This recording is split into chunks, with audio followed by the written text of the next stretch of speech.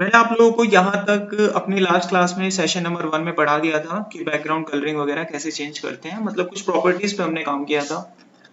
आज हम सीखेंगे प्रोग्रामिंग का पहला पार्ट, जिसमें हम लोग डेटा टाइप के बारे में सीखने वाले हैं। एक्सेल में जब कोई चीज आपके पास आती है तो उसे हम डेटा बोलते हैं, और वो डेटा अलग अलग तरह के फॉर्मेट में आपके पास आता है। वो नंबर भी हो सकता है, वो टेक्स्ट भी हो सकता है। अब हम चाहते हैं कि अगर प्रोग्राम बना के उस डाटा को मुझे हैंडल करना है तो वो डेटा प्रोग्राम में किस तरीके से स्टोर किया जाता है। ठीक है, नाउ लेट्स गो। इसके लिए हमें पढ़ना पड़ेगा डेटा टाइप। अब डेटा टाइप क्या होते हैं?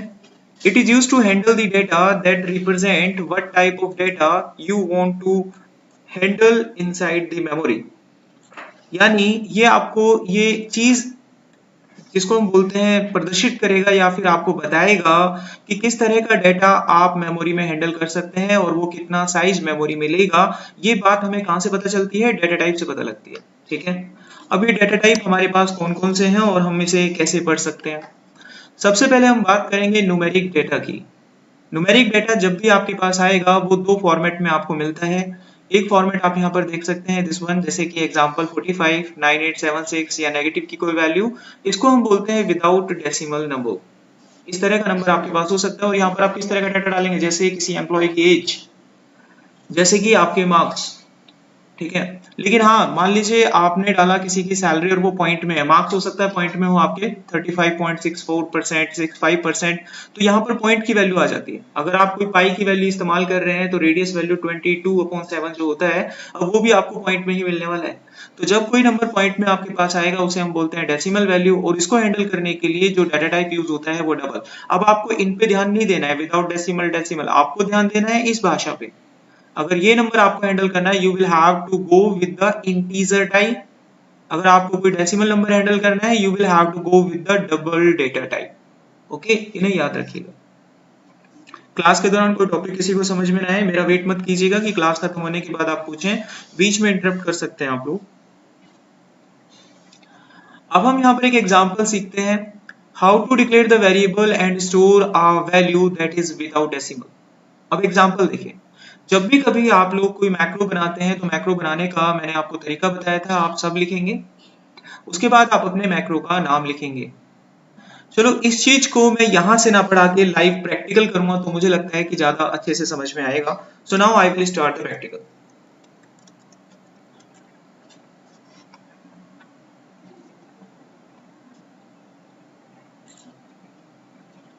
तो मैं इसको कैसे स्टार्ट करूंगा, ये मैंने एक्सेल ओपन किया है, इस एक्सेल को हम यहाँ साइड में लगा लेते हैं। और इसका जो मैक्रो पार्ट होता है, डेवलपर में जाके आपको विजुअल बेसिक पर क्लिक करना है, इसका कोडिंग पार्ट भी खुल जाएगा। ये रहा कोडिंग पार्ट। तो दोनों विंडो में साइड बाय साइड यहाँ पर लगा लेता हूँ, लाइक दिस वे। अब यहाँ मैं कोड लिखूंगा और यहाँ पर आपको लाइव उसको दिखाऊंगा। Got it? अब देखिए, मुझे कोड लिखना है। कोड कहाँ पर लिखते हैं? इंसर्ट में जाके मॉड्यूल में कोड लिखा जाता है। अब मुझे जो कोड करना है मैं आपको बताता हूँ कोड क्या कर रहा हूँ। मैं यहाँ पर एक कोड करूंगा जिसके थ्रू मैं एक नंबर लूंगा, और नंबर हो सकता है एनीथिंग, कोई भी नंबर, और उसका जो भी स्क्वायर होगा या उसका डबल, जो भी आप करना चाहते हैं उस नंबर के साथ, वो हम करेंगे कोडिंग के माध्यम से, और उस नंबर को मैं यहाँ पर डिस्प्ले करके दिखाऊंगा। समझ में आ गया? न्यूमेरिक वैल्यू को हैंडल कैसे करते हैं वो आपको बताने वाला हूँ।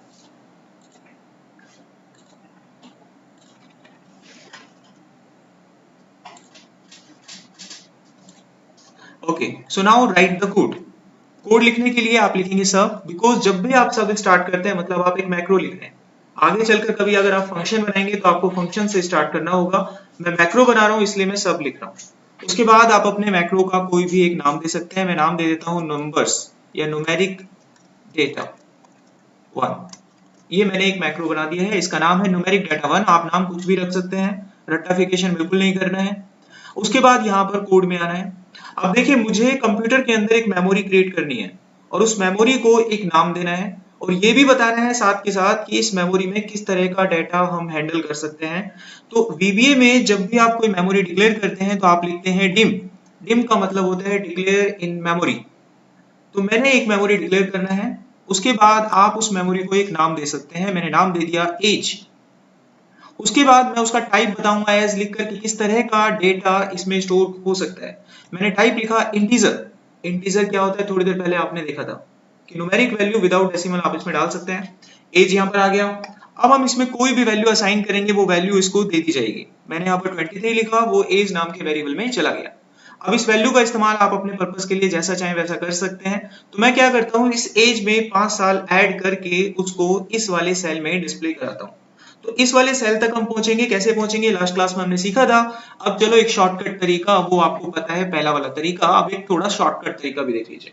मैं लिखूंगा सीधा सेल्स, मैं सीधा लिखूंगा सेल्स का नंबर 1,1 और इसके वैल्यू वाले पार्ट में जाके मैं वैल्यू डाल दूंगा। तो मैं यहाँ पर क्या वैल्यू डालूंगा, एज, और इसमें मैं ऐड कर देता हूँ 5 नंबर। तो एज में जो भी डाटा आपने लिया था उसमें 5 ऐड होगा और वो इस वेरिएबल के इस सेल में चला जाएगा।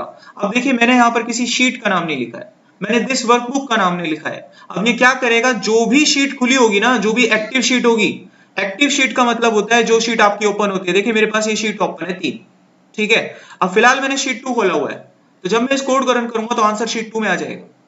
अगर मैं यहाँ पर शीट 1 को खोल के रखता हूं तो ये जो आंसर है ये अपने आप टारगेट कर लेगा शीट 1 को, ठीक है। तो ये अपने आप ऑटोमेटिकली उस सेल को टारगेट कर लेता है जो एक्टिव होता है। ये सेल मेरा एक्टिव है, इसको टारगेट करेगा।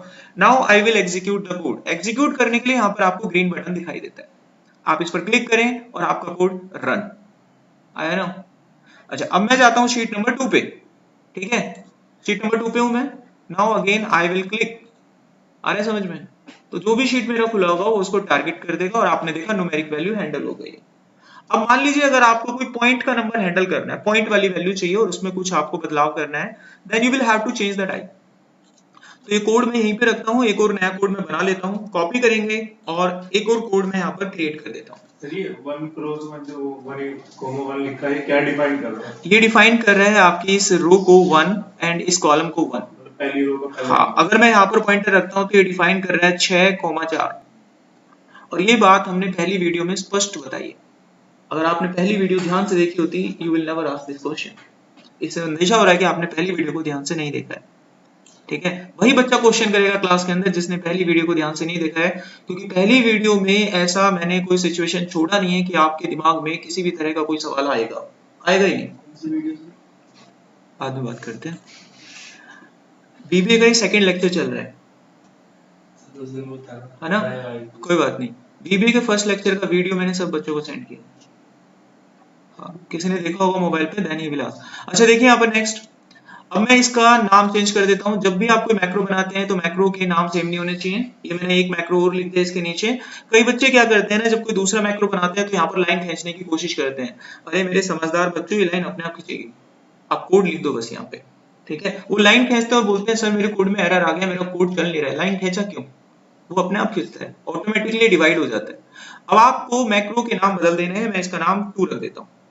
इस बार मुझे इसमें पॉइंट का नंबर चाहिए, मैंने पॉइंट की वैल्यू डाली 23.89। तो वेरिएबल में चेंज करके x ले लेता हूं, क्योंकि एज में कभी इस तरह की वैल्यू हम डालते नहीं है। वैसे फर्क कुछ पड़ता नहीं, लेकिन समझ का फर्क है, इसलिए मैं इसको कुछ इस तरीके से लिख रहा हूं। Got it. अच्छा अब मैं जब इसको चलाता हूं तो देखते हैं ये मुझे क्या आंसर देता है। अब देखिए 2 मैक्रो बने पड़े हैं। अब सवाल खड़ा होता है कि कौन सा मैक्रो रन होगा। जिस मैक्रो के नाम पर आप अपना पॉइंटर रखेंगे वो चलेगा। मैं यहाँ पॉइंटर रख के फायर करूंगा, ये चलेगा, यहाँ रख के फायर करूंगा, ये चलेगा। तो मेरा हाथ यहाँ पर है एंड नाउ मैंने जो शीट खोल रखा होगा उसमें फायर होगा।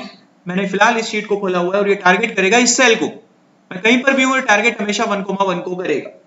Now execute your code. If I run, आपको क्या दिख रहा है, 29। इसने पॉइंट का डाटा लिया ही नहीं। अब इसने क्या करा, 23.89 को राउंड फिगर कर लिया अपने हिसाब से 24 और इसमें 5 जोड़ के 29 दे दिया आपको। तो मुझे ऐसा नहीं चाहिए, मुझे तो पॉइंट का पूरा डाटा, एग्जैक्ट डाटा जो था वो चाहिए होगा। तो इसमें जो वैल्यू आई है उसको मैं डिलीट कर लेता हूं और पॉइंट के नंबर को हैंडल करने के लिए मैंने आपको एक डाटा टाइप बताया था, that name is a double. तो मैं यहाँ पर लिखूंगा डबल, ये लिख दिया मैंने double and now execute your code. अब मैंने फायर किया and now you can see the answer 28.89। तो पॉइंट के नंबर भी आप इजीली हैंडल कर सकते हैं। आई होप यहां तक किसी को कोई डाउट नहीं है। चलिए अब आगे देखते हैं नेक्स्ट। तो न्यूमेरिक वैल्यू आप हैंडल कर लेंगे। अब ये कोड भी आप समझ सकते हैं, सिंपल है। नंबर लिया था, नंबर को मैंने डबल किया, स्क्वायर किया और शीट पे जाके प्रिंट कर दिया। एक टास्क और देखिए, पैरामीटर ऑफ रेक्टेंगल निकालना है। पैरामीटर ऑफ रेक्टेंगल निकालने के लिए क्या किया, यहाँ पर 2 वेरिएबल लिए एल एंड बी, उसकी वैल्यू ली हमने शीट से वैल्यू उठाना आता है आपको। हमने शीट से उन दोनों की वैल्यू इनमें उठा ली और उठाने के बाद मैंने एक फॉर्मूला लगा के उसकी वैल्यू को कैलकुलेट किया। पेरीमीटर ऑफ रेक्टेंगल क्या होता है 12 + 2b, तो वो फॉर्मूला हमने यहाँ पर एग्जीक्यूट करवाया और वो आंसर हमारा इस वेरिएबल में आ गया। उसके बाद हमने उसको किसी शीट के किसी सेल वाले कॉर्नर में डाल दिया। जब इसको फायर करेंगे वो एरिया वहां पर उस सेल में प्रिंट हो जाता है। किसी भी क्वेश्चन में देखिए फोर्स किसी को नहीं है, कहीं पर भी कोई डाउट हो प्लीज पूछ लीजिएगा, मैं नहीं चाहता आगे के लिए कोई क्वेश्चन क्रिएट हो, ठीक है। कई बच्चे बैठे रहते हैं, नर्वस होते रहते हैं, वो बोलते नहीं है। खुली विंडो दी है मैंने, एकदम ओपन विंडो आपके लिए। नेक्स्ट देख जी,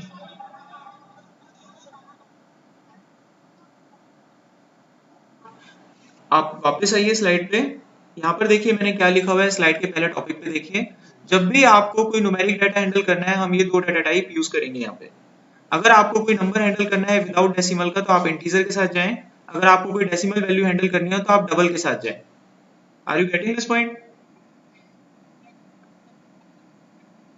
जी जी बिल्कुल, ये जितने भी डाटा टाइप हैं ये सारे इनबिल्ट हैं, हम इसमें कुछ नहीं बनाते अपना। ओके, जो आप बात कर रहे हैं फ्लोट का, ये दूसरी भाषाओं में यूज होता है। This is a VBA, this is not a Python. वो सब काम तो वही कर रहा है, डबल फ्लोट के नाम अलग अलग होते हैं, वो बात नहीं, वो समझ का फर्क होता है, कोई बात नहीं, ये इनका दोष नहीं है, ये समझ का फर्क होता है। सी लैंग्वेज में अलग यूज करते हैं, यहाँ पर अलग यूज करते हैं, पाइथन में अलग यूज करते हैं। हर भाषा में अलग अलग डाटा टाइप के नाम होते हैं, काम वही करते हैं। Got it? तो यहाँ पर आपके पास डबल है, तो हम इस चीज को समझते हैं, इसलिए नो आर्गुमेंट। हम समझ सकते हैं उनका प्रॉब्लम, वो डाउट कहाँ था। अच्छा, आप देखिए यहाँ पर डेसिमल वैल्यू को हैंडल करने के लिए फ्लोट की जगह पर आप सिंगल यूज कर सकते हैं, ठीक है। अब थोड़ा सा यहाँ देख लीजिए, अगर आपको कोई फ्लोट यानी पॉइंट का नंबर हैंडल करना है तो सिंगल भी यूज कर सकते हैं, डबल भी यूज कर सकते हैं। दोनों में फर्क क्या है? फर्क है ये वाला नंबर साइज। इसका जो साइज होता है वो होता है 3.4 एक्सपोनेंशियल 38 और इसका साइज होता है 1.7 एक्सपोनेंशियल 308। मतलब ये बहुत विशाल का नंबर है और ये भी बहुत विशाल का नंबर है, हमारी पहुंच के बाहर है, इतना बड़ा नंबर हम पढ़ भी नहीं सकते। आई होप आप लोगों को पता होगा E+38 और E+308 का क्या मतलब होता है। किसी को ना पता हो, raise your hand and ask the question. Okay, तो यहाँ पर हमने साइज देख लिया। ओके, देखिए यहाँ पर E+38 एंड E+308 का मतलब क्या होता है, एक बार मैं डिफाइन कर देता हूँ। मैं एक्सेल में जाऊंगा इसको समझाने के लिए। अब ध्यान से देखिएगा, E+38 का मतलब क्या होता है। मेरे को लिखना है मान लीजिए 100, तो मैंने लिखा 1। अब मुझे इसके पीछे कितनी जीरो लगानी है? 2। तो मैं 2 जीरो कैसे लगाऊंगा? E+2, ये होता है इसका मतलब। क्या करेगा ये? इसके पीछे 2 जीरो लगा देगा। अब ये 100 है, कैसे दिखेगा? 100 है, क्लिक करो ऊपर, देखो क्या लिख रहा है। अब वहां क्या लिखा हुआ था? E+38, समझ गए? 38 जीरो लग गई वहां, कितना बड़ा नंबर हो गया। और नीचे वाले के नीचे क्या लिखा हुआ था डबल में? 308। इतना बड़ा नंबर हम कभी पढ़ भी नहीं सकते, सो दैट्स व्हाई, ठीक है। चलिए, ऐसे ही नेगेटिव में भी नंबर होता है, वो पॉइंट पे ले आता है। मान लीजिए मुझे लिखना है 0.05, क्या लिखना है? 0.05। पॉइंट के बाद कितने डिजिट हैं? 2। तो मैं क्या लिखूंगा? 5 लिखूंगा और यहां पर लिखूंगा E-2। सिंपल लॉजिक होता है। करो एंटर, ये क्या बन के आया होगा? 0.05। आ रहा है समझ में? तो मुझे लिखना है 1275, 1275। How to right? 1275, मैंने लिखा 1.275। अब मुझे क्या लिखना चाहिए कि 1275 बन जाए? देखो, ये तो कोई नहीं सिखा सकते, मैथ का केमिकल लॉ है आपका, ठीक है। हाँ जी, क्या लिखेंगे? E+3, when you press it will become, मैंने 0.275 बोला था, तो मुझे 3 जीरो आगे आना था, तो मैंने मल्टीप्लाई कर दिया उसको 1000 से, तो E+3। I hope is it clear? Got it. वापस आते हैं, ये दो डाटा टाइप हमारे पास हैं, आप अपने हिसाब से इन्हें यूज कर लीजिएगा। नाउ द नेक्स्ट पॉइंट, ये एग्जांपल है, यहाँ पर एक वेरिएबल लिया गया है x, उसका डाटा टाइप लिया है डबल, और इसमें हमने काफी बड़ा पॉइंट के बाद का एक नंबर डाला है और इस वैल्यू को यहाँ पर डिस्प्ले करा दिया। ये पूरी की पूरी वैल्यू आपकी डिस्प्ले हो जाएगी विदाउट एनी प्रॉब्लम। अब हम पढ़ते हैं डेट डाटा टाइप पे। एक्सेल में डेट भी आती है, जैसे किसी की डेट ऑफ बर्थ हो गई, ज्वाइनिंग डेट हो गई, आप कोडिंग के थ्रू आपको हैंडल करना है। तो डेट जब आप यूज करते हैं एक्सेल के अंदर, VBA के अंदर, तो हम एक डाटा टाइप का इस्तेमाल करते हैं, उसका नाम होता है डेट। जैसे इंटीजर होता है, फ्लोट, सिंगल होता है, डबल होता है, ऐसे डेट भी होता है। जो डेट आप इसमें यूज करते हैं अपने एक्सेल के अंदर, उसका जो कैलेंडर होता है डेट का, वो 1 जनवरी 100 से स्टार्ट होता है और 31 दिसंबर 9999 तक है। अभी कौन सा चल रहा है? 2022। यहाँ तक तो पहुंचेंगे नहीं हम कभी, ठीक है, तो काम हो जाएगा हमारा। अब देखिए कोड को कैसे इस्तेमाल करना है। यहाँ पर आप जब कोड बनाएंगे तो आपने एक वेरिएबल बनाया x, इसका नाम डेट ऑफ बर्थ हो सकता है, कोई भी एक इंसिडेंट डेट हो सकती है, आप वो ले सकते हैं। यहाँ पर एस करके डाटा टाइप दिया मैंने डेट। अब देखिए सवाल यहाँ खड़ा होता है कि मैंने दोनों तरफ हैश लगाया, इसके पीछे बहुत ही सिंपल सा लॉजिक है। अगर आप हैश नहीं लगाएंगे और डेट को ऐसे लिख देते हैं 8 डिवाइड बाय 15 डिवाइड बाय 2015, तो ये क्या करेगा, नंबरों को डिवाइड कर देगा और प्रॉब्लम हो जाएगी, पॉइंट में नंबर आ जाएगा अजीबोगरीब। तो हमारे पास VBA में एक फॉर्मेट होता है हैश का सिंबल, आप दोनों साइड हैश का सिंबल लगाएं and now done the task. आपकी प्रॉपर जो डेट होगी वो x में आ जाएगी and now you can watch it. कोई प्रॉब्लम तो नहीं, कर लेंगे इसको। जहां पर मुझे लगेगी कि यार मुझे जाना चाहिए कोड पे, मैं खुद जाऊंगा, ठीक है, ये सिंपल है, आप इसे कर पाएंगे। नेक्स्ट डाटा टाइप आता है स्ट्रिंग, और सबसे ज्यादा यही यूज होगा, सबसे ज्यादा यूज होता है। स्ट्रिंग एक ऐसा डाटा टाइप होता है जिसमें हर तरह की वैल्यू डाली जा सकती है, हर तरह की value, number, numeric, decimal, point, जो भी डालते हैं। इसकी प्रॉपर डेफिनेशन अगर मैं दूं तो that is the collection of letter, and letter it can be alphabet, it can be number, it can be special letter, so you can say that you can enter anything inside this data type. Fixed length का होता है और ये text data को store करता है। इसकी range होती है 65,400, ये बहुत बड़ा डाटा हो जाएगा, मतलब आप एक अच्छी खासी कहानी तक डाल सकते हो। 65,400 तक का डाटा ये ले लेगा, उससे बड़ा डाटा ये भी नहीं लेगा और हाथ खड़े कर देगा, ठीक है, बहुत हो जाता है इतना भी। अब हम नीचे देखते हैं इसका एक छोटा सा कोड देखिए। यहाँ पर एक सबसे पहले वेरिएबल डिक्लेयर किया गया एक्स नाम का और उसको डाटा टाइप दिया गया स्ट्रिंग। अब इस वेरिएबल में मैंने एक नाम डाला है। अब इसकी एक चीज और देख लीजिएगा जो कि यहाँ पर मेंशन नहीं थी कोडिंग के दौरान या नोट्स के अंदर, जब भी कोई वैल्यू आप स्ट्रिंग टाइप में लेते हैं उसको हमेशा डबल कोट्स के अंदर लेंगे, टेक्स्ट वैल्यू हमेशा डबल कोट्स में लेते हैं और न्यूमेरिक वैल्यू बिना डबल कोट्स की ली जाती है, ठीक है। तो यहाँ पर हमने एक टेक्स्ट वैल्यू ली है मोहन सिंह, तो मैं इसको डबल कोट्स में लूंगा। मान लीजिए मैं यहाँ पर मोहन सिंह ना लेके लिखता 123, आपकी नजर में वो नंबर है, लेकिन मैं इसको डाल किस में रहा हूँ, एक्स में। एक्स तो स्ट्रिंग है ना, तो भी डबल कोट्स लगेगा। कभी बोलो कि सर ने तो बोला था नंबर को नहीं लेते, मैंने बोला न्यूमेरिक डाटा टाइप में नहीं लेते। स्ट्रिंग एक स्ट्रिंग टेक्स्ट डाटा होता है, उसको हमेशा डबल कोट्स में लेंगे आप। अब ये डाटा आपके पास आ जाएगा, now you can easily display this data inside this cell, जिस भी सेल में डालना है आपको वो वैल्यू वहां पे मिल जाएगी। तो अभी हमने हर तरह के डाटा को स्टोर करने का प्रोसेस समझ लिया है। इंटीजर होता है, सिंगल होता है, डबल होता है, डेट होता है और स्ट्रिंग होता है। Now I ask some question from all of you. मैं एक वैल्यू दूंगा और आप लोग जो ऑनलाइन क्लास ले रहे हैं आपको उस वैल्यू को ध्यान से सुनना है और अपने आंसर को मैसेज बॉक्स पे डालना है, कोई भी बच्चा बोलेगा नहीं। मैं यहाँ पर चैट विंडो ओपन कर रहा हूँ एंड नाउ आप लोग वैल्यू को ध्यान से सुनिएगा और उसका जो भी डाटा टाइप आपको लगता है वो डाटा टाइप आप यहाँ पर डालेंगे। और क्वेश्चन को एक बार ध्यान से सुनिए मैं क्या कह रहा हूँ। अगर मैंने कोई वैल्यू बोली, आप मुझे उस डेटा टाइप का नाम बताएंगे जिसके अंदर वो वैल्यू आ सकती है। अगर वो वैल्यू चारों डाटा टाइप में आ सकती है तो चारों बताएं, अगर वो वैल्यू एक में आ सकती है तो एक बताएं। आगे समझ में? और वैल्यू सुनिए ध्यान से। मैं वैल्यू लेता हूं, लेट अस सपोज 0 यानी 0 डाटा टाइप के नाम मेंशन करिए। जो बच्चे ऑनलाइन है एक साथ लिख के एंटर मारिएगा और जो बच्चे ऑफलाइन है वो मुझे वैसे ही बताएं।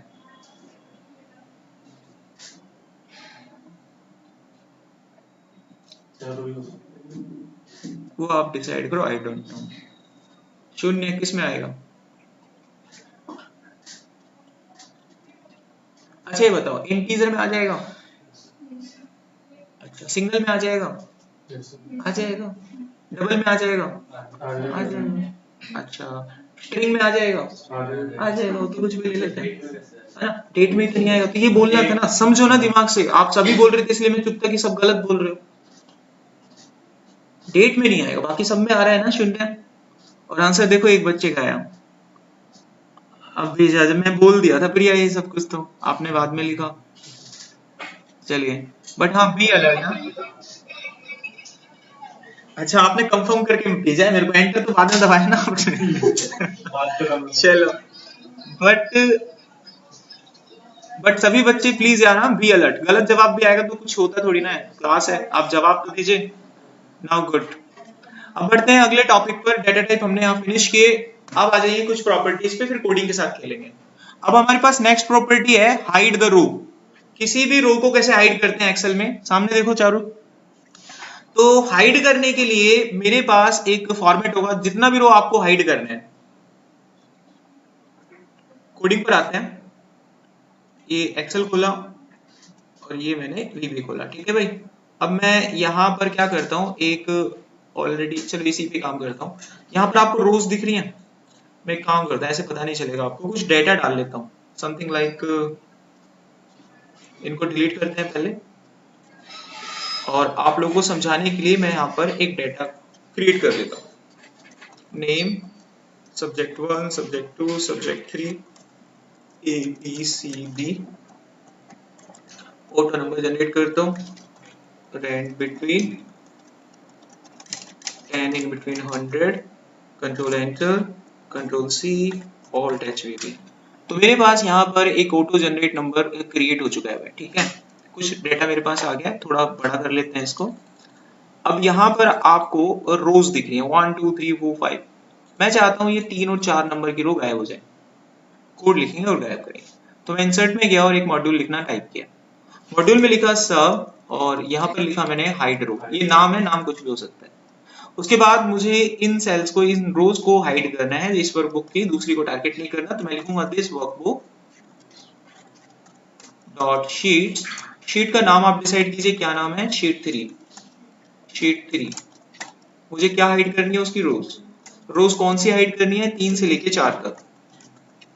हिडन नाम की एक प्रॉपर्टी का इस्तेमाल करेंगे आप, हिडन, और इसको कर देंगे ट्रू। जैसे आप ये करेंगे आपकी जितनी भी रोज होंगी वो हाइड हो जाएंगी। कल को अगर आपको वो रो वापस लानी है, ठीक है, आपका मन करता है रो मैं लाना चाहती हूँ, तो आप इसको कॉपी कर लें और यहाँ पर मैं पेस्ट कर देता हूँ। मैं इस मैक्रो का नाम बदल देता हूँ, हाइड रो की जगह मैं लिख देता हूँ अनहाइड रो।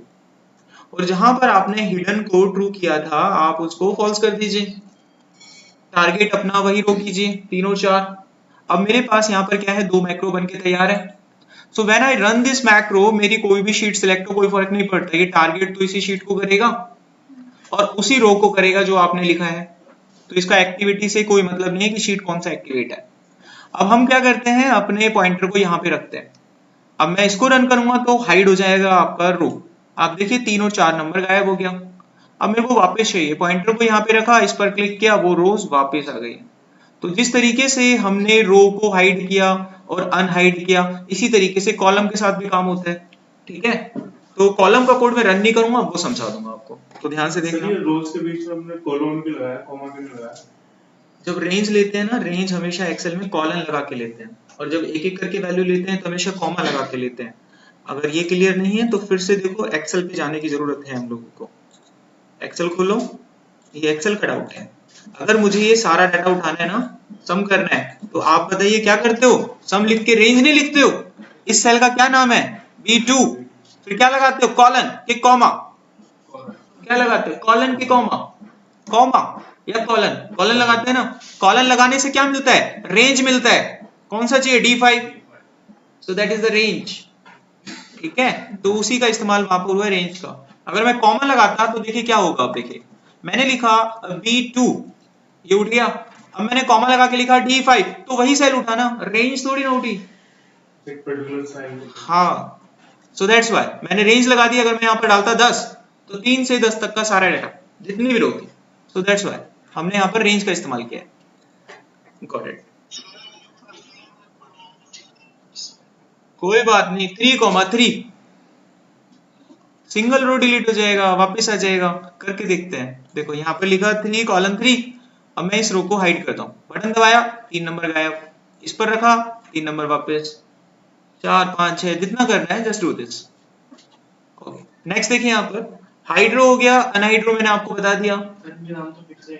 किनके, अरे ये नाम में कितनी बार बताइए, ये लाइन आप लोगों को भूल जाते हो क्या। ये हमारे मैक्रो का नाम होता है। मैं यहाँ पर गधा, घोड़ा, गाय, खच्चर कुछ भी लिख सकता हूँ। It's just your identification. आप उसको कैसे पहचानेंगे, अगर आप एक रूम में जाते हैं, रूम में आपको काफी सारा सामान दिखाई देता है, आप जिंदगी में पहली बार उस सामान को देख रहे हैं, तो आप अपनी तरफ से उनको नाम देंगे। So that's the name done और क्रिएटेड बाय आवरसेल्फ। तो ये नाम है, इस पे आप उन पे ध्यान मत दीजिए। सब इसके बाद ये नाम होता है। Again repeat, please don't ask this question again again again, already बता दिया गया। ये नाम है, कुछ भी दीजिए यार, not never ask. Hidden column में देखिए क्या होता है। हाँ जी बोलिए।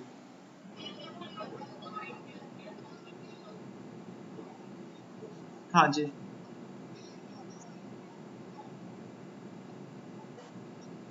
अगर अगर वो शिफ्ट कर दें, पता चलना चाहिए, जो चीज हाइड हुई है पता नहीं चलेगी। जो चीज हाइड करते हैं एक्सेल में, कभी भी हम कोई रो अगर हाइड करते हैं एक्सेल में तो वो दिखती है। फिल्टर भी लगाते हो ना अगर आप किसी डाटा पे तो वो दिखता है। ऐसा होता है कभी ना दिखता हो? फिल्टर लगाया था, दिखता है कि नहीं दिखता है? करना हो ना, अगर अगर ऐसे करना हो ना तो आपको एक्सेल को चेंज करना होगा, एक्सेल की कोडिंग में जाना होगा। जिन्होंने एक्सेल को बनाया है, एक्सेल बनाया है ना जिन्होंने, उन्होंने कोडिंग करके बनाया होगा। आपको उसकी कोडिंग को चैलेंज करना है अंदर जाके।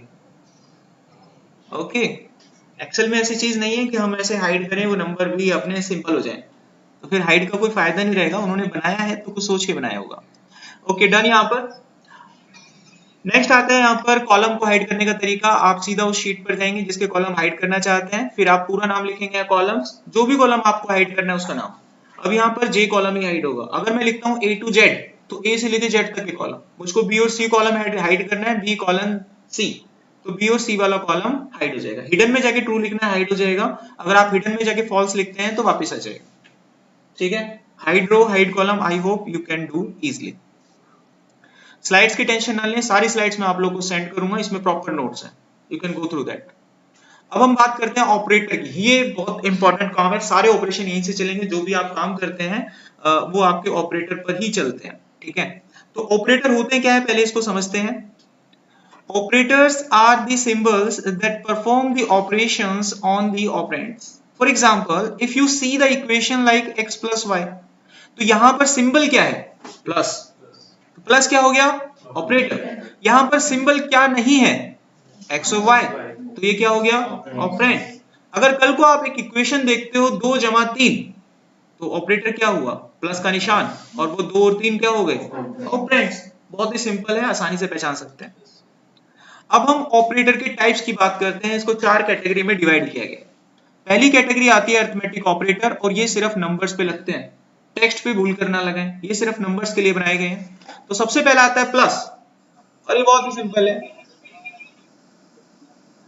स्ट्रिंग में कॉन्केटिनेशन की तरह यूज करेंगे। फिर इसको राम जमा श्याम कर कर, कभी 35 तो नहीं आएगा, लेकिन राम जमा श्याम कर कर उसको कॉन्केटिनेट कर सकते हैं। स्ट्रिंग में प्लस यूज करते हैं, आपको आंसर दे रहा हूं ना मैं। कॉन्केटिनेट की तरह यूज होता है। Do you know about concatenate? आप जवाब नहीं देते हैं। अगर आपको रिप्लाई है, आंसर पता है, तो प्लीज बताइए कॉन्केटिनेट का मतलब पता है? What do you mean by concatenate? बस बस बस, तो वहां पर ये एज अ कॉन्केटिनेट काम करता है, not as a plus. Plus का मीनिंग अलग होता है, कॉन्केटिनेट का मीनिंग अलग होता है। If you understand this then I will go ahead, if you don't understand this please ask, मैं इसको एक्सप्लेन करूंगा।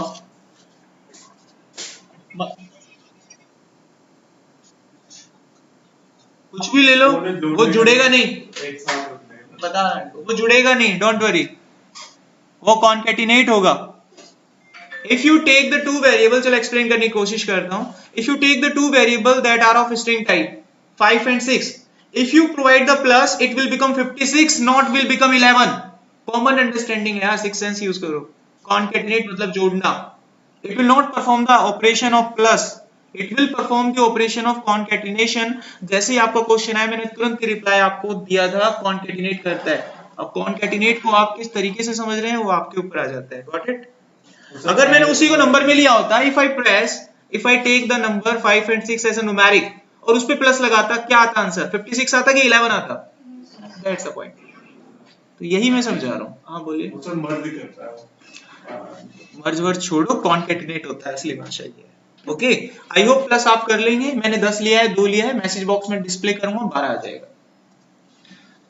माइनस सबके लिए कॉमन है, 10 और 2 है मेरे पास, a माइनस बी करूंगा, 8 आ जाएगा आंसर।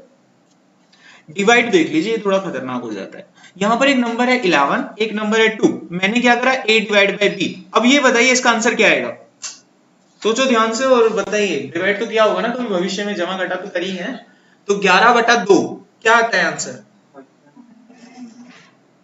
5.2, 5. या तो 5 आएगा या 6 आएगा। एक बच्चा यहाँ पर बोल रहा है 5.2 आएगा, एक बच्चा बोल रहा है 5.5 आएगा। इससे ये पता लगा हमारे भारत में अलग अलग तरह की पढ़ाई होती है।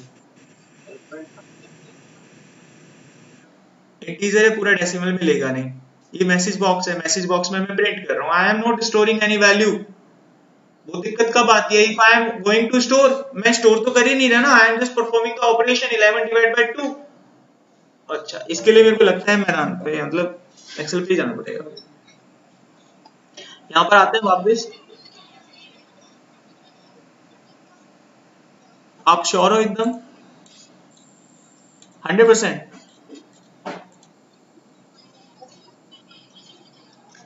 फाइव पॉइंट टू कैसे आ जाएगा, 11 को 2 से भाग करेंगे तो 5.2 तो बनेगा ही नहीं।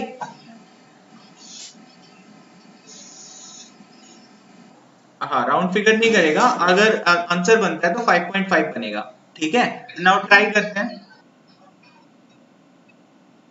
सुनो सुनो सुनो सुनो सुनो सुनो, कभी भी जब कोई लैंग्वेज पढ़े ना और उसको दूसरी लैंग्वेज से कनेक्ट मत करो, गड़बड़ हो जाएगा। पाइथन और ये बहुत अलग है। ठीक है, पाइथन में डाटा टाइप अलग तरीके से बिहेव करते हैं, इसमें अलग तरीके से बिहेव करते हैं, so we will not compare it. अलग अलग होता है सबका काम। अब जरा यहाँ पर देखते हैं, मैं एक मैक्रो फटाफट से लिखता हूँ, सब मैक्रो का नंबर हो गया मैं यहाँ पे। अच्छा, dim A as integer, dim B as integer, A में ले लिया 11, बी में ले लिया 2। मैसेज बॉक्स, अब मैं कोई वैल्यू थोड़ी ना स्टोर कर रहा हूँ, अगर इंटीजर का कोई वेरिएबल सी लेता उसमें वैल्यू स्टोर करता तब तो आप बोलते सर 5 आएगा, आई विल एग्री करके भी दिखाएगा। अब थोड़ी ना मैं कर रहा हूँ, मैं तो direct a divide by b मार रहा हूँ। एग्जीक्यूट द कोड कहां करेंगे, ये बटन दबाया, अब देखिए क्या आंसर आता है 5.5। तो हमेशा इस चीज को ध्यान रखना, डोंट बी कंफ्यूज। बट अगर मुझे नंबर पॉइंट का नहीं चाहिए तो मैं क्या करूं, मुझे तो नंबर नहीं चाहिए ना पॉइंट का, तो मैं एक फंक्शन यूज कर सकता हूं, उसको सी इंट करके बोलते हैं। ये क्या करता है, कन्वर्ट इंटीजर। ये क्या करेगा, जो भी आपका आंसर आएगा उसको कन्वर्ट करेगा टू इंटीजर। अब 5.5 को इंटीजर में कन्वर्ट करो, क्या बनता है 5 बनता है, 5 है ना। अगर राउंड फिगर करेगा तो उसकी हेडेक है 5 से ऊपर पे चला जाएगा, 6 आ गया। ठीक है, राउंड फिगर करके। तो ये समझ में आ गई चीज क्या करना है हमें। अगर आपको न्यूमेरिक में चाहिए, पॉइंट वाला नंबर नहीं चाहिए, तो आप उसको सी इंट लिखेंगे। अगर आपको नॉर्मल चीज चाहिए तो आप उसको हटा सकते हैं, नॉर्मल यूज कर सकते हैं जी। उसमें हमने डिम एज इंटीजर लिया है, लेकिन आंसर तो हमारा डबल में आया है। उसी को तो मैं आपको क्लियर कर रहा था। देखो यहाँ पे ध्यान से, ये जो इंटीजर होता है ना, इसका मतलब होता है एक डेटा टाइप आपने मेमोरी में बनाया है, जिसके अंदर जब कोई वैल्यू आप स्टोर करोगे तो वो पॉइंट में नहीं होगी। अब मैंने उस मेमोरी को नाम क्या दिया है, ए दिया है। Got it. अब आप मुझे ध्यान से हाँ ना में उत्तर देना, क्या मैंने ए के अंदर कभी कोई वैल्यू पॉइंट में डाली है। ये क्लियर हो गया, पास हो गए। अब दूसरे पॉइंट पर आते हैं, बी के साथ भी मैंने यही किया है, क्या मैंने बी में कभी कोई वैल्यू पॉइंट में डाली है, दोनों डाटा वहां पर है। अच्छा, जो मैं कैलकुलेशन कर रहा हूं इसको क्या कहीं स्टोर कर रहा हूं मैं, तो इसका आंसर कुछ भी आ सकता है ना। इसकी प्रॉब्लम कब बनती, जब मैं इसको कहीं स्टोर करता, तब मैं डिसाइड करता कि मुझे किस तरह का कंटेनर इस्तेमाल करना है। मैं स्टोर तो नहीं कर रहा ना, I am just manipulating it, कुछ भी बन सकता है। ये जो भी आंसर आएगा ये ओपनली मेरे को फ्रीली देता है। अब इस आंसर को मुझे यहीं के यहीं बदलना है, तो हमारे पास एक डाटा टाइप था, क्या एक फंक्शन था सी इंट करके, हम उसका इस्तेमाल करके इसको कन्वर्ट कर सकते हैं। Final, got it. टाइम देखना, टाइम बच रहा है। अच्छा देखिए आगे नेक्स्ट, तो सी इंट यहाँ पर आ गया आपका। अच्छा नेक्स्ट आता है यहाँ पर मल्टीप्लाई। आई होप ये भी आसान है, कर ही लोगे। यहाँ पर एक वैल्यू 10 है, दूसरी वैल्यू 2 है, मल्टीप्लाई करेंगे 20 आ जाएगा। सो इजी है। ये थोड़ा देख लीजिए, ये आपको मदद करेगा, ये आपको रिमाइंडर निकालने में मदद करता है। अगर मान लीजिए कोई कल को आपको कोई कोड बनाना पड़ जाए, प्राइम नंबर का, फिबोनाची सीरीज का, इस तरह का कोई लॉजिक बनानी पड़ता है, इवन ओड का, तो आपका फोकस कहाँ रहता है, रिमाइंडर पे रहता है ना। कभी हम क्वोशिएंट को देखते हैं, अगर मैं आपको नंबर देता हूँ 34, now tell me it is even और ओड, तो आप क्या देखते हो, रिमाइंडर देखते हो कि क्वोशिएंट देखते हो। क्वोशिएंट देखोगे तो फिर तो लटके रह जाओगे, 17 आ जाएगा। हम तो रिमाइंडर देखते हैं, रिमाइंडर कितना आएगा, 0 है, और जैसे उसका रिमाइंडर 0 आता है हम तुरंत बोलते हैं ये तो इवन है, क्योंकि रिमाइंडर बचा ही नहीं कुछ, पूरा पूरा डिवाइड हो गया 2 से। तो रिमाइंडर निकलता कैसे है, with the help of mode. तो ये एक ऑपरेटर है हमारे पास मोड नाम का, इसका इस्तेमाल करने से हम रिमाइंडर निकाल सकते हैं। ठीक है, अब जरा इसको देखो, ये किस तरह की वैल्यू मुझे रिटर्न करेगा। If I run this code, यहाँ पे है 114, यहाँ पे है 2। अगर मैं इस कोड को रन करता हूँ तो रिमाइंडर कितना बनता है, अगर 114 को 2 से भाग करते हैं तो 0, तो ये मुझे 0 निकाल के देगा। इसको एक बार ट्राई कर लेते हैं। यहाँ पर कोड पे गया, इन्हीं नंबरों के साथ खेल लेते हैं। तो मैं यहाँ पर इसको हटाता हूँ और क्या लिख देता हूँ, मोड लिख देता हूँ। तो 11 को 2 से भाग करो, रिमाइंडर कितना आएगा, एक आएगा, एक कोई गलती आप लोग की नहीं है, कोई बात नहीं। देखो एक आएगा ना, 2 पंजे 10, रिमाइंडर कितना बचा? एक। अब बटन दबाया, एक आ गया, ठीक है। अच्छा अब बताइए, अगर मैं यहाँ पर ये वैल्यू 3 लेता हूँ तो रिमाइंडर कितना आएगा? 2। गुड, क्लियर हो गया पॉइंट? हाँ बहुत ठीक है। अच्छा अभी देखिए, मैं आप लोगों से, माइक बंद करो पीछे से, मैं आप लोगों को एक टास्क दे रहा हूं जो शायद अभी नहीं कर पाओगे, लेकिन जब प्रोग्रामिंग पर पहुंचोगे तब शायद कर लोगे, लेकिन सोच तो लोगे, टाइम रहेगा आपके पास सोचने का, इतना दिन मिल जाएगा। तो टास्क देखिए क्या क्या दिए जा रहे हैं आप लोग को असाइनमेंट में। टास्क नंबर 1, देखो अभी हो जाए तो बहुत अच्छी बात है, बट मेरा मानना नहीं होगा, क्योंकि इफ एल्स चाहिए, थोड़ा लॉजिक लगाने के लिए लूपिंग चाहिए, वो नहीं आती, धीरे धीरे पढ़ेंगे प्रोग्रामिंग तब आप कर लेंगे, लेकिन टास्क सुन लीजिए क्या रहेगा। आप एक नंबर डालेंगे और जो भी नंबर आपने डाला है आप इसके डिजिट को ऐड करके मुझे आंसर देंगे, पहला टास्क। टास्क नंबर 2, अब ये नंबर 123 की जगह कुछ भी हो सकता था, जो भी नंबर डाला जाता है आप उसके डिजिट को ऐड करने के लिए लॉजिक लगाएंगे, प्रोग्रामिंग मतलब लॉजिक, सिंपल है, ठीक है। अच्छा टास्क नंबर 2, कोई भी नंबर अगर आपको दिया जाता है, आप ऐसा कोई लॉजिक लगाएं कि ये नंबर उल्टा प्रिंट हो जाए। हाउ? आई डोंट नो, आप सोचेंगे। टास्क नंबर 3, अगर कोई नंबर आपको दिया जाए और उसके बाद आपको ये बोला जाए कि ये नंबर जो आपको दिया गया है क्या ये पैलिंड्रोम है, तो आप मुझे बताएंगे हाँ या ना। अब पैलिंड्रोम नंबर क्या होता है? उल्टा सुल्टा एक समान, बस हम अपनी भाषा में ऐसे बोल देते हैं, उलट पुलट एक जैसा हो। तो 121 का अगर मैं रिवर्स मारता हूं तो वो 121 ही बनता है, so I can say that it is palindrome. अगर नंबर होता 123 और इसका अगर हम रिवर्स लेते तो 321 बनता और मैं बोल सकता था ये नॉट अ पैलिंड्रोम है, ठीक है। तो ये कुछ 3 टास्क हैं जिसके लिए आपको लॉजिकली सोचना पड़ेगा। अब एक टास्क और ले लीजिए, टास्क नंबर 4, कोई नंबर अगर डाला जाएगा, समथिंग लाइक मैंने डाल दिया 17, आप चेक करके बताएंगे इज इट अ प्राइम और नॉट। क्या आप सोचे कि कोई नंबर अगर दिया जाए वो प्राइम है कि नहीं? एक्सेल में ऐसा प्राइम का फॉर्मूला नहीं है, आप अपना खुद बना लो ये फॉर्मूला, कल को जरूरत होगी सीधा नंबर डालना है फॉर्मूले में, वो अपने आप चेक करके बता देगा, हमें डिपेंडेंसी नहीं रहेगी, ठीक है। तो ये कुछ टास्क हैं, इन्हें आप नोटिस डाउन कर लीजिएगा, स्क्रीनशॉट ले लीजिए, करना है आगे करना है कभी जब वीवी पे पहुंचेंगे, ले लो। हो गया? Okay, now continue with the next topic. Mode हमारा हो गया? सर एक बार फिर से कर, अच्छा थोड़ा जूम कर देना इसको,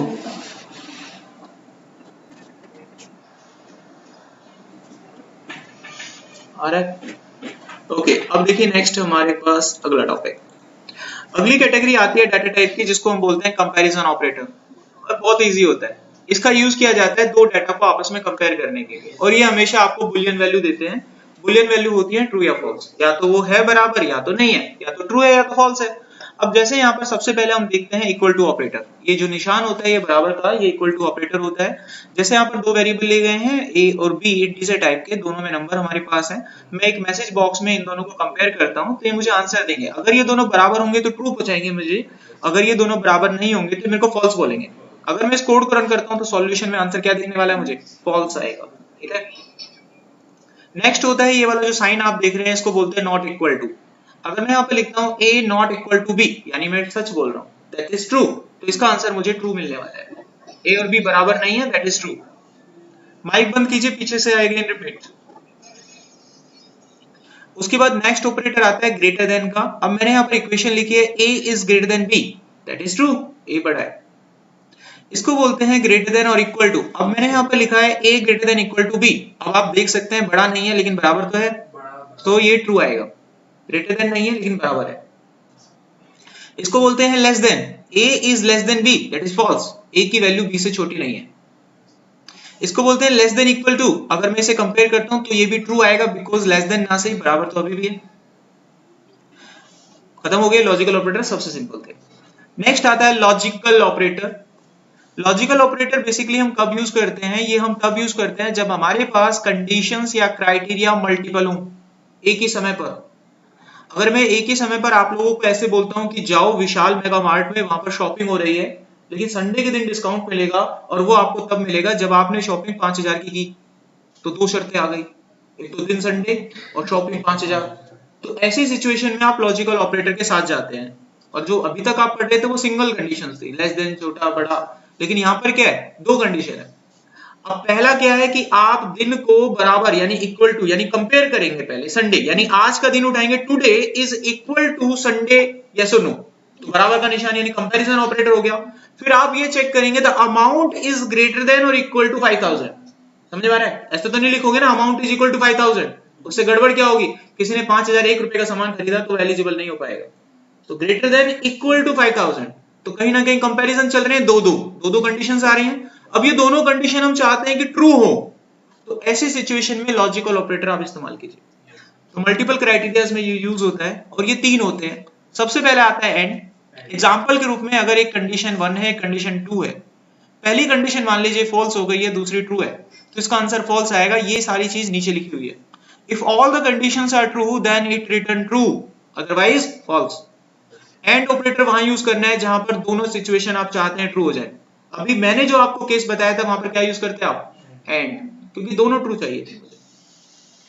नेक्स्ट होता है आपके पास ये एग्जांपल है, you can easily do this. अब इसका आंसर मुझे देख के समझ के ध्यान से बताओ कि आंसर क्या आएगा, नीचे लिख रखा है ना, गड़बड़ी है। देखो कंपेयर करोगे क्या बनेगा, ट्रू बनेगा, तो ये भी ट्रू बनेगा, और जब दोनों ट्रू है तो एंड क्या बोलता है, total answer true. So that's why we receive true answer. Next आता है और ऑपरेटर। और ऑपरेटर में ऐसा नहीं है। मान लीजिए मैं आपको ऐसे बोलता हूं, देखो संडे को मिलता है हमारा डिस्काउंट, कितने का भी शॉपिंग करो कोई दिक्कत नहीं, डिस्काउंट दे देते हैं। हाँ, बाकी किसी दिन में जाते हो ना तो भी डिस्काउंट देते हैं, लेकिन हाँ शॉपिंग 5,000 से ज्यादा का करना पड़ेगा। अब क्या आ गई कंडीशन, या तो संडे को कर लूं या आज कर लेता हूं 5,000 का, तो यानी और आएगा। तो ऐसे सिचुएशन में और आता है। ये क्या चेक करता है, एटलीस्ट वन कंडीशन में भी ट्रू, एक ट्रू चाहिए उसे, तो आंसर ट्रू हो जाएगा। तो ये पहली कंडीशन फॉल्स है, दूसरी ट्रू है, तो आंसर ट्रू बन जाता है। ठीक है, एग्जाम्पल सामने है, इसका भी आंसर क्या बनेगा, ट्रू ही बनेगा यार, क्योंकि ये ट्रू बन गया है ना। जब पहला ही ट्रू हो गया ना तो दूसरे को चेक ही मत करो, क्यों, किसी के पास फालतू समय थोड़ी ना होता है। हमें हमारी लाइफ में 24 घंटे मिलते हैं, 24 घंटा 1 सेकंड थोड़ी ना। नेक्स्ट ऑपरेटर कंप्लीट और हो गया। अब नोट पे आ जाइए। जो नॉट ऑपरेटर होता है बिल्कुल रिवर्स मारता है आपके आंसर को, यानी it reverse the Boolean value. अगर कोई कंडीशन आपके पास है और आपने उसके बाहर नोट लगा दिया है, and now when you evaluate, तो ये जो कंडीशन थी इसका आंसर ट्रू बन रहा था, लेकिन बाहर नोट था, ये पलट के जवाब देगा फॉल्स। ये बड़े काम की चीज है। इसका मैं आपको लाइव सिनेरियो समझाने की कोशिश कर रहा हूं। मान लीजिए कल को आप डाटा एनालिटिक्स के हैं काफी सारे बच्चे, वीवीपी पे काम करोगे, एक्सेल में डाटा भी आएगा। कल को अगर मैं इस तरह का कोई प्रोजेक्ट बन रहा है, काम बन रहा है, और मैं आप लोगों को बोलता हूँ आपके पास एक सिक्वल नाम का डाटाबेस है, सिक्वल भी पढ़ते हैं आगे, माई सिक्वल भी पढ़ते हैं, उस डाटाबेस में काफी सारे एम्प्लॉइज का रिकॉर्ड है, और मैं आपको बोलूं कि चलो एक काम करो, जाओ और मुझे कमल का रिकॉर्ड निकाल के लाओ। तो आप अपनी क्वेरी फायर करेंगे, select star from emp where ename is equal to Kamal, तो कमल का रिकॉर्ड आ गया। अब आपने दे दिया, मैंने काम कर लिया। अगले दिन फिर आए आप लोग और मैंने आपको बोला एक काम करो, कमल का छोड़ के सारा लाओ। अब अपनी क्वेरी ऐसे थोड़ी ना लगाओगे आप, select star from MP where name is equal to Abhishek, where name is equal to Harsh, where name is equal to this. भाई रिकॉर्ड 5,000 है, कब तक लगाओगे? तो मैं सीधा आंसर क्या लिखूंगा, where name is equal to Kamal, आगे लगा दूंगा नॉट, वो मारेगा उल्टा रिवर्स, कमल को छोड़ के सारे उठा देगा। तो बहुत काम की चीज है, आगे समझ। तो यहां पर ये आंसर है, आप इसको पहचान के देखें कि इसका आंसर कैसे बनता है। जैसे यहाँ इक्वेशन है a ग्रेटर देन b, ये क्या बनेगा, false. a is less than equal to b, ये बन गया ट्रू। तो total answer true because we are using it here. और अब ये टोटल ट्रू है, बाहर नोट वेलकम कर रहा है इसका, तो फॉल्स बना देगा। अब आ जाओ कॉन्कैटिनेशन। तो यहाँ है वो आंसर जो आप लोगों ने पूछा था। तो कॉन्कैटिनेशन ऑपरेटर हमारा लास्ट ऑपरेटर है VBA का। So when we add the two or more text, ये हमेशा टेक्स्ट पे लगता है। जब भी आप दो या दो से ज्यादा टेक्स्ट आपस में इकट्ठा करके रखना चाहते हैं तो उसे कॉन्कैटिनेशन कहा जाता है। और इसको अप्लाई करने के दो तरीके होते हैं, या तो प्लस या ये वाला साइन एम्परसेंड। तो इसको यूज करते हैं। देखिए प्लस कैसे यूज होता है। यहाँ पर एक डाटा 1 है, यहाँ पर एक डाटा 2 है, डाटा टाइप है स्ट्रिंग यानी टेक्स्ट हो गया। डाटा 1 में हाई लिखा हुआ है, डाटा 2 में वेलकम लिखा हुआ है। मैंने मैसेज बॉक्स में जाके कुछ इस तरीके का ऑपरेशन परफॉर्म किया, डाटा 1 प्लस डाटा 2, ये क्या करेगा, दोनों को जोड़ेगा और आंसर दे देगा high welcome without any space. मैंने स्पेस ऐड नहीं किया। अगर मैं स्पेस ऐड करना चाहता हूं तो कर सकता हूं, data 1 plus space with in a double quotes, then again provide the plus, then data 2, तो हो जाएगा। सर इसमें स्पेस देंगे या फिर टैब देंगे, मतलब टैब से ही मतलब देते हैं। टैब से ज्यादा स्पेस आएगा, सिंगल स्पेस से सिंगल स्पेस आएगा, एज पर योर नीड। आप खाना खाने जा रहे हो, आपका पेट 1 रोटी से भरता है, 5 से भरता है, इट्स योर कॉल, है ना। अच्छा, नेक्स्ट आता है एम्परसेंट ऑपरेटर। अब एम्परसेंट ऑपरेटर भी सेम काम करता है, मैंने यहाँ प्लस की जगह इसका इस्तेमाल किया है और ये बिल्कुल सेम आंसर मेरे को लाके दे रहा है, तो कोई फर्क नहीं है। तो आप प्लस भी यूज कर सकते हैं और एम्परसेंट भी यूज कर सकते हैं, बट हाँ, I will recommended use this operator when you perform any type of concatenation. तो टीचर हूं, कुछ सोच के बोल रहा हूँ, याद रखना, काम आएगा।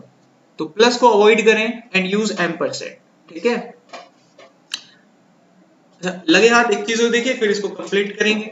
How to lock any data value in the VBA variable. Value को लॉक करना भी सीखो, ये बहुत इंपॉर्टेंट है।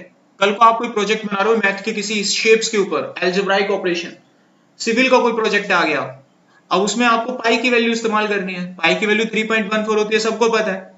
अब अगर आपने कोई पाई वेरिएबल बना दिया है और उसमें वैल्यू डाल दी है, तो उस वैल्यू को जब चाहूं तब मैं बदल सकता हूं। देखिए कैसे, मैंने कोड लिया, अब मैं यहाँ पे आपके सामने एक वैल्यू लूंगा और उसको बदल के दिखाता हूं। मैंने लिखा सब मैक्रो 4 और यहाँ पर एक वेरिएबल ले लिया मैंने, डिम सिंगल एज नहीं, डिम पाई नाम का वेरिएबल एज आर सिंगल, ठीक है। अब इस पाई नाम के वेरिएबल में डाल दिया 3.14। अब इसको प्रिंट किया मैंने, मैसेज बॉक्स पाई। जब मैं इसे रन करता हूं तो मुझे वो वैल्यू दिखा देता है जो मैंने डाली थी, 3.14। लेकिन इस वैल्यू को कभी भी बदला जा सकता है। देखो, कोडिंग के दौरान किसी ने अगर इस वैल्यू को चेंज कर दिया, सो इट विल चेंज, रोक नहीं सकता कोई मुझे। अब इसमें क्या आ गई वैल्यू, अब जैसे देखो ये सेल है, इस सेल में 45 लिखा है, अगर मैं इस सेल में जाके दोबारा कुछ लिखूंगा तो 45 गायब हो जाता है। सेम सिचुएशन यहाँ है, ये नाम था आपका और इसमें आपने ये डाला था, बाद में आपने ये डाल दिया, तो पहला डाटा तो खत्म ना, तो आंसर आएगा 3.45। मैं नहीं चाहता कि मेरे इस वेरिएबल में कोई वैल्यू डाले तो दोबारा डाल पाए। जैसे ये सेल है, मैं इस सेल को लॉक कर दूं और इसमें कोई वैल्यू ही ना डाल पाए तो काम बन जाएगा मेरा। आई कैन डू दिस, ठीक है। सेल को लॉक किया जा सकता है, तो मैं इसको लॉक करने की कोशिश कर रहा हूं। तो इसको लॉक करने के लिए एक छोटा सा कोड है, उस पर ध्यान दीजिए। एक कांस्टेंट नाम का कीवर्ड इस्तेमाल करना है, सिर्फ कांस्टेंट नाम का कीवर्ड यूज करना है। जब वो आप बनाएंगे तो इस कीवर्ड से उसकी शुरुआत करें, जैसे डिम से करते थे ना, आप भूल जाएं उसको। डिम की जगह क्या लिखें, कांस्टेंट लिखें, बाकी सब कुछ सेम है। और इसकी एक खास बात हो रही है कि इसको वैल्यू हाथों हाथ देना पड़ेगा, अगली लाइन में नहीं देना है, सीधा वहीं की वहीं वैल्यू दे दीजिए, क्योंकि एक बार वैल्यू लेता है, दोबारा नहीं लेता। फर्स्ट टाइम वैल्यू लेता है, उसके बाद ये वैल्यू नहीं लेगा। Now try. तो मैं यहां पर आता हूं और इसकी जगह पर कांस्टेंट नाम का कीवर्ड इस्तेमाल किया जाता है और यहां पर मैं डाल देता हूं वैल्यू 3.14, ठीक है भाई, कर दिया। अभी थोड़ी देर के लिए नीचे की वैल्यूज को हटा देता हूं, पहले रन करके देखते हैं कि वैल्यू प्रिंट हो रही है कि नहीं हो रही है। Got it. इस मैक्रो पे जाते हैं, now run the code, you will see the answer 3.14। अब मैं इसकी वैल्यू को चेंज करने की कोशिश करता हूं, जस्ट आई ट्राई कि वैल्यू चेंज हो जाए 45.56 and now try this code, error. So you can't never change the value. कभी ऐसी रिक्वायरमेंट पड़े तो आप लॉक कर लें वैल्यू को। तो हमने 2 दिन की क्लास में काफी कुछ यहाँ तक कर लिया है, बाकी की चीजें